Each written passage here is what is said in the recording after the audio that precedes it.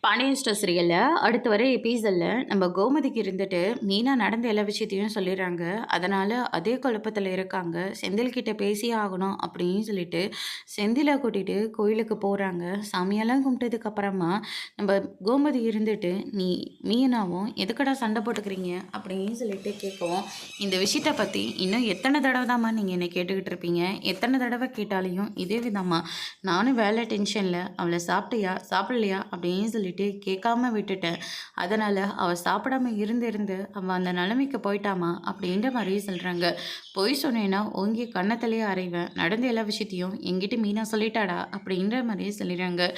இதை கேட்டோன்னே செந்தில் வந்து பயங்கரமா ஷாக் ஆகுறாங்க. பணத்தை கொடுத்து வேலைக்கு சேர்ந்த ரொம்ப சந்தோஷம்தான். ஆனா அந்த வேலையை தக்க வச்சுக்கணும்னு உனக்கெல்லாம் ஆசையே இல்லையாடா?